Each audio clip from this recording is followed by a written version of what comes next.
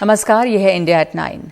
महाराष्ट्र में लगातार तेजी से कोरोना वायरस के मामले बढ़ते ही जा रहे हैं। आज 11,877 नए केसेस मिले हैं कोविड के और 9 मरीजों की मौत हुई है।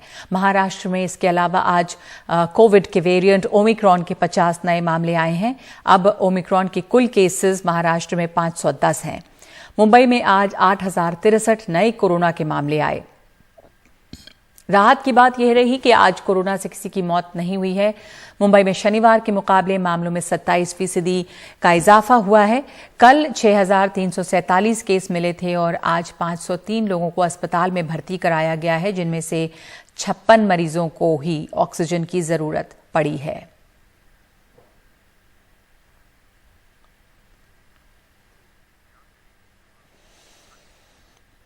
दिल्ली में भी कोरोना के मामलों में उछाल आया है। 7 महीने के बाद एक दिन में 3,000 से ज्यादा नए केसेस आए हैं।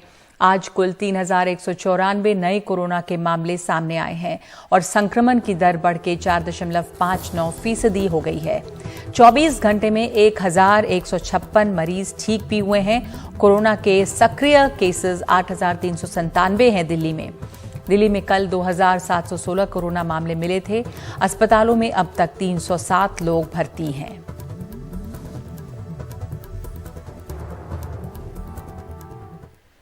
आज दिल्ली के मुख्यमंत्री अरविंद केजरीवाल ने कोरोना के हालात पर एक प्रेस कॉन्फ्रेंस की और कहा कि मामले तो बढ़ रहे हैं, लेकिन लोगों को अस्पताल जाने की जरूरत कम पड़ रही है, इसलिए लोग घबराएं नहीं, सिर्फ कोरोना नियमों का पालन करें। साथ ही उन्होंने बताया कि दिल्ली में 37,000 ऑक्सीजन बेड हैं और उनमें से 82 बेड ही भरे हुए हैं, इसलिए घबराने की जरूरत नहीं है। 29 दिसंबर को 2,000 एक्टिव केसेस थे। 1 जनवरी को 6,000 एक्टिव केसेस थे, 3 गुना बढ़ गए। लेकिन 29 दिसंबर को 262 अस्पताल के बेड ऑक्यूपाइड थे कोरोना के मरीजों से। 262 टोटल, सारे मिला के, एयरपोर्ट वाले, ये सब मिला के 262 लोग अस्पतालों में एडमिट थे। और 3 दिन बाद 1 जनवरी को 247 लोग एडमिट थे, थोड़े कम ही हो गए। इसका मतलब क्या हुआ? इसका मतलब ये हुआ कि जो लोग कोरोना से बीमार हो रहे हैं उन लोगों को लगभग किसी को भी अस्पताल जाने की जरूरत नहीं पड़ रही। सब लोग माइल्ड केसेस हैं, छोटा मोटा खांसी, बुखार। कोरोना के बढ़ते हुए मामलों की वजह से पश्चिम बंगाल में भी पाबंदियां बढ़ी हैं। कल से पश्चिम बंगाल में स्कूल और कॉलेज बंद रहेंगे। सिनेमा घर और जिम भी बंद कर दिए गए हैं। इसके अलावा दफ्तरों में 50% कर्मचारी ही काम करेंगे, बाकी वर्क फ्रॉम होम करेंगे। रात 10 से सुबह 5 बजे तक यहाँ पे नाइट कर्फ्यू रहेगा। कोलकाता मेट्रो 50% की क्षमता के साथ ही चलेगी। शॉपिंग मॉल सुबह 10 बजे से खुलेंगे, शाम के 5 बजे तक। पश्चिम बंगाल में कोरोना के सक्रिय मामलों की संख्या 13,000 से ज्यादा हो चुकी है। और सोमवार से 15 से 18 साल के बच्चों का टीकाकरण किया जाएगा। अब तक 5 लाख से ज्यादा बच्चों ने टीकाकरण के लिए रजिस्ट्रेशन करवाया है। दिल्ली में सरकार ने बच्चों को टीका लगाने के लिए 159 सेंटर बनाए हैं। पूरे देश में सोमवार से 15 से 18 साल के बच्चों को कोविड के टीके देने का कार्यक्रम शुरू होगा। इसको लेकर तैयारियां हो रही है। दक्षिण दिल्ली के मूलचंद अस्पताल में अलग से ड्राइव थ्रू वैक्सीनेशन की व्यवस्था की गई है, जिससे बच्चे कम से कम अस्पताल के संपर्क में आए। ये सब कुछ इसलिए किया गया है जिससे बच्चे और उनके अभिभावक दूसरों के संपर्क में कम से कम आए। दिल्ली सरकार के टीकाकरण केंद्रों पर किताबों से लेकर म्यूजिकल इंस्ट्रूमेंट्स तक रखे गए हैं, जिससे बच्चे इंतजार करते वक्त ज्यादा तनाव में न रहे। इन्फेक्शन बहुत ज़्यादा फैल रहा है, तो अब यहाँ पे आके काफ़ी अच्छा लग रहा है। तो होगा जो भी अच्छा ही होगा। पहले तो थोड़ी थी, क्योंकि सब बोल रहे थे इंजेक्शन लगने के बाद थोड़ी सी तबीयत वगैरह खराब हो जाती है, बट अब यहाँ पे जब यहाँ पे आके एनवायरनमेंट देखा तो अच्छा फील हो रहा है। बच्चों की और पेरेंट्स की हिचकिचाहट को दूर करने के लिए हमने वैक्सीनेशन सेंटर बनाया है। असम में 15 से 18 साल की उम्र के तकरीब 20 लाख छात्रों को 1 हफ्ते के अंदर वैक्सीन देने की बात कही जा रही है। कोशिश है कि मार्च अप्रैल में होने वाले बोर्ड परीक्षा से पहले दूसरी डोज भी दे दी जाए।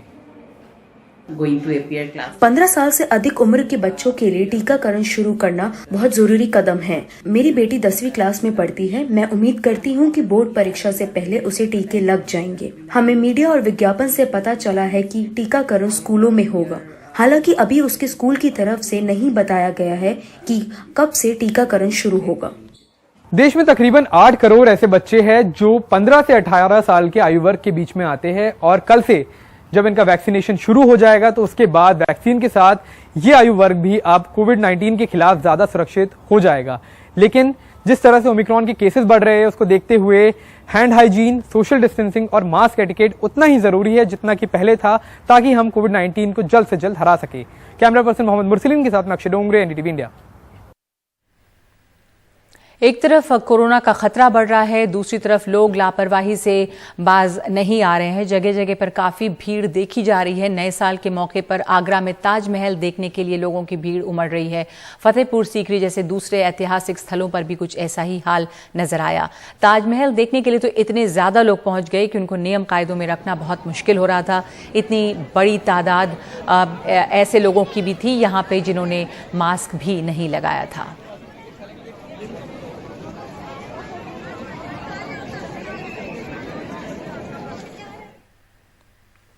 दूसरी लहर के थमने के बाद अब फिर जिस तेजी से केस बढ़ रहे हैं उसे जानकार ओमिक्रॉन का असर मान रहे हैं। हम आपको बताने जा रहे हैं हमारे सहयोगी मेहर पांडे और सौरभ गुप्ता की एक्सक्लूसिव तहकीकात के नतीजे जो दिल्ली और मुंबई की 2 लैब्स पे आधारित हैं। अभी सरकारी आंकड़ा कह रहा है कि रोज करीब 1500 केस ओमिक्रॉन के आ रहे हैं, लेकिन जानकार मानते हैं कि असल तादाद इससे कई गुना ज्यादा हो सकती है। पूर्वानुमान है कि ओमिक्रॉन की असल तादाद 18,000 मामले प्रतिदिन हो सकती है, लेकिन इसका पता इसलिए नहीं चल पा रहा क्योंकि भारत में ओमिक्रॉन का पता लगाने से जुड़ी जीनोम सीक्वेंसिंग करने वाली लैब्स की क्षमता काफी कम है।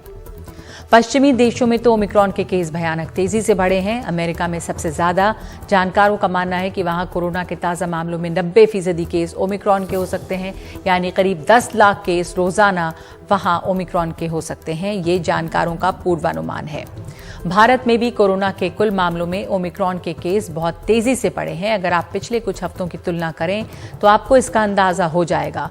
2 से 3 हफ्ते पहले जहां कुल कोरोना केस के सिर्फ 2% ही केस ओमिक्रॉन के थे और बाकी डेल्टा के, पिछले हफ्ते ओमिक्रॉन के केस कुल केस के 30% हो गए और ताजा अनुमान है कि कोरोना के कुल केस 60% केस ओमिक्रॉन के हो सकते हैं और बाकी 40 डेल्टा के। ये चिंताजनक है। इस तीसरी लहर के 2 पहलू हैं। एक तो ये कि ओमिक्रॉन वेरिएंट डेल्टा से ज्यादा तेज फैलता है, यानी करीब 4 से 5 गुना ज्यादा संक्रामक है। लेकिन दूसरा अच्छा पहलू यह है कि इसमें अस्पताल जाने वालों की तादाद डेल्टा के मुकाबले कम है, यानी कि बीमारी के लक्षण कुछ हल्के हैं अभी तक जो दिख रहा है, गंभीर इतने नहीं है। ये बात कुछ राहत देती है। तो अगर ओमिक्रॉन इतनी तेजी से फैलेगा तो उसके केस बड़ी तेजी से बढ़ेंगे। अनुमान है कि तीसरी लहर के चरम में ओमिक्रॉन के 16 लाख से 20 लाख केस रोजाना हो सकते हैं, जबकि दूसरी लहर जिसमें डेल्टा के केस थे उसमें रोजाना 4 लाख केस भारत में आ रहे थे। ओमिक्रॉन की लहर अगर इतनी तेजी से चढ़ेगी तो अस्पताल में मरीजों की तादाद भी तेजी से बढ़ेगी। भले ही डेल्टा के मुकाबले इसमें कम मरीजों को अस्पताल जाना पड़े, लेकिन ओमिक्रॉन के मामलों की तादाद इतनी ज्यादा होगी कि अस्पताल में भर्ती होने वाले मरीजों की संख्या दूसरी लहर में डेल्टा के मरीजों से ज्यादा हो जाएगी। दूसरी लहर में जहां कोरोना के डेल्टा वेरिएंट के 25,000 मरीज अस्पतालों में भर्ती हो रहे थे, वहीं तीसरी लहर में ओमिक्रॉन के करीब 40 से 60,000 मरीज रोज अस्पताल में भर्ती होने का अनुमान जताया जा रहा है। कहीं कुछ राहत की बात अगर होगी तो वो ये कि तीसरी लहर जितनी तेजी से ऊपर जाएगी उतनी ही तेजी से नीचे भी आएगी, और दक्षिण अफ्रीका का अनुभव यही कह रहा है जहां ओमिक्रॉन वेरिएंट की लहर गिरने लगी है। अब सवाल यह है कि क्या हमारी स्वास्थ्य व्यवस्था इस चुनौती से निपटने को तैयार हो पाई है। डेल्टा की दूसरी लहर में हम अपनी स्वास्थ्य व्यवस्था को चरमराते देख चुके हैं। सिर्फ उम्मीद इस बात पे टिकी है कि शायद इस बार इतनी ज्यादा हॉस्पिटलाइजेशन की जरूरत ना पड़े। उत्तर प्रदेश में रविवार के दिन राजनीतिक रैलियों के नाम रहा। मेरठ में प्रधानमंत्री मोदी ने मेजर ध्यानचंद स्पोर्ट्स यूनिवर्सिटी का शिलान्यास किया। इस दौरान उन्होंने पिछली सरकारों को घेरते हुए कहा कि पहले यहां पर अवैध कब्जे के टूर्नामेंट होते थे, अब खेलों और खिलाड़ियों का बढ़ावा दिया जा रहा है। अखिलेश यादव ने लखनऊ में विजय यात्रा निकाली। अरविंद केजरीवाल ने भी लखनऊ में रैली की और कहा कि कोरोना में योगी सरकार का मैनेजमेंट पूरी तरह से विफल रहा है। ये देखिए, आप दुर्लभ तस्वीर आप देख रहे हैं, फिट इंडिया की मिसाल, व्यायाम करने की ये मशीन यूपी चुनाव से पहले पीएम मोदी की कसरत फिट करती है, तंदुरुस्त करती है, उपयोग करके माननीय प्रधानमंत्री महोदय देख रहे हैं के प्रणाम। पश्चिमी उत्तर प्रदेश के शहर मेरठ में पीएम मोदी ने मेजर ध्यानचंद खेल विश्वविद्यालय की आधारशिला रखी। साथ में सीएम योगी भी मौजूद रहे। विद्यालय के शिलान्यास समारोह में इस मौके पर पीएम मोदी ने कहा कि यहां खिलाड़ियों को अंतर्राष्ट्रीय स्तर की सुविधा और ट्रेनिंग मिलेगी। रैली में उन्होंने समाजवादी पार्टी समेत पिछली सरकारों पर जमकर निशाना साधा। पहले की सरकारों से यूपी में अपराधी अपना खेल खेलते थे, माफिया अपना खेल खेलते थे। पहले यहां अवैध कब्जे के टूर्नामेंट होते थे, बेटियों पर फप्तियां कसने वाले खुलेआम घूमते थे। जय जय जय जय जय अखिलेश,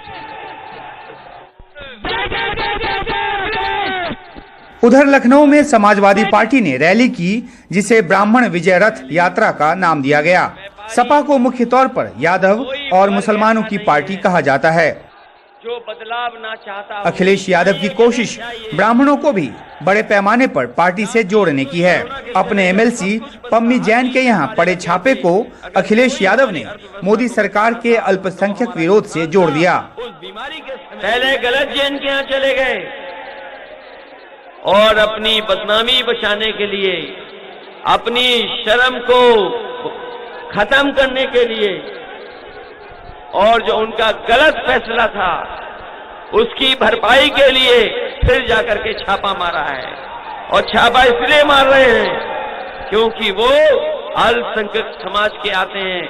वो ज्यादा से ज्यादा आबादी में 50 लाख होंगे, लेकिन ये भारतीय जनता पार्टी के लोग नहीं चाहते हैं कि 50 लाख आबादी के लोग भी तरक्की और खुशहाली करें। ये हमारे चुनाव नजदीक आता देख बीएसपी भी अपनी कमर कसने लगी है। लखनऊ में पार्टी के कार्यकर्ताओं का सम्मेलन कर बीएसपी ने ये जताने की कोशिश की है कि वो भी रेस में है।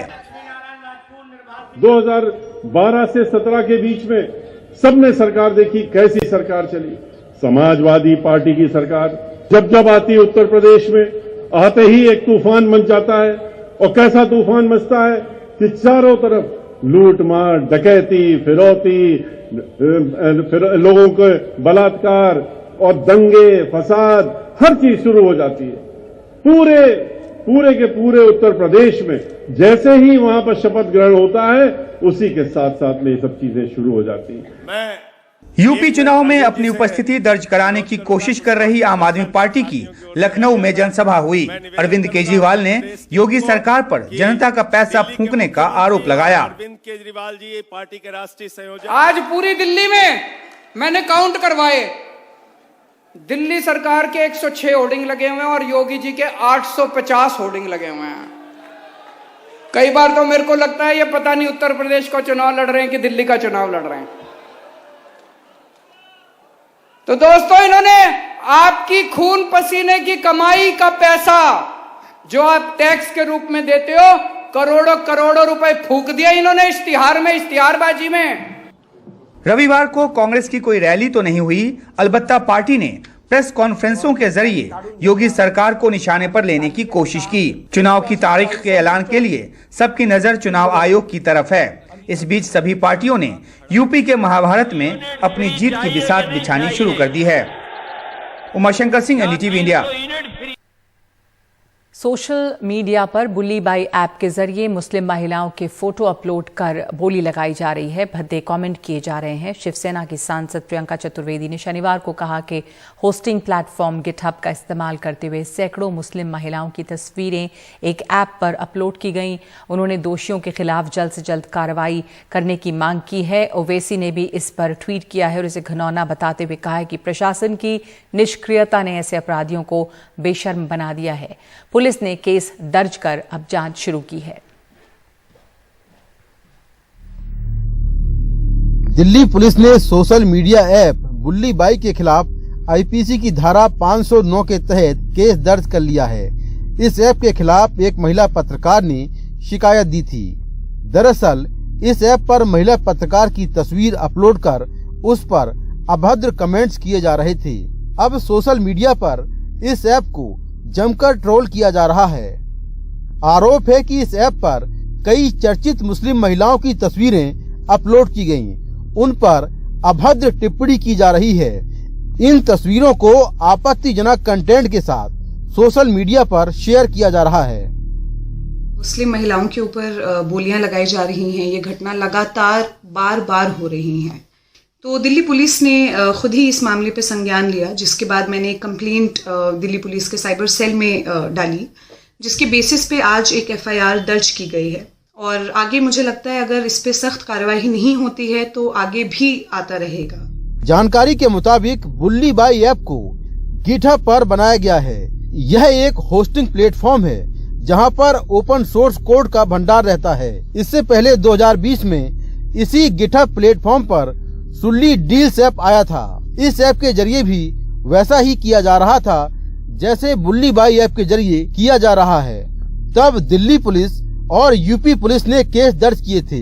दिल्ली पुलिस ने अमेरिका में गिटहब को नोटिस जारी कर सुल्ली ऐप बनाने वाले का नाम पूछा था, लेकिन गिटहब की तरफ से आज तक कोई जवाब नहीं आया।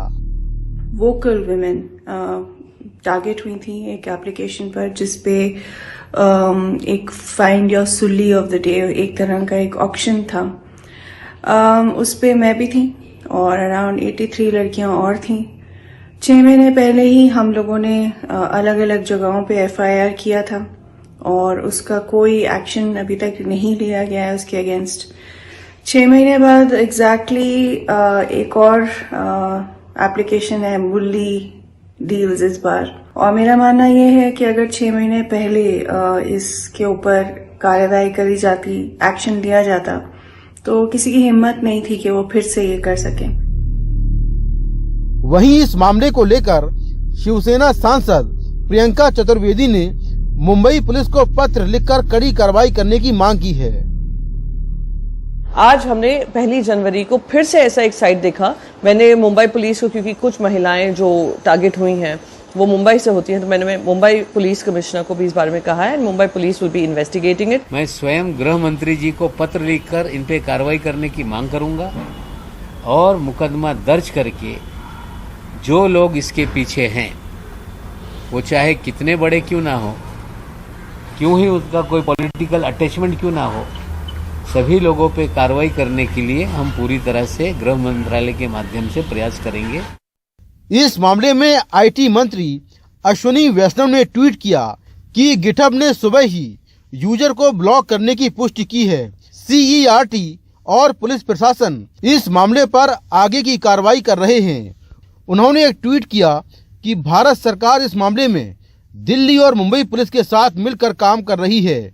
वहीं पीड़ित महिलाओं का कहना है कि उन्हें पता नहीं था कि नए साल की शुरुआत नफरत और घृणा से होगी।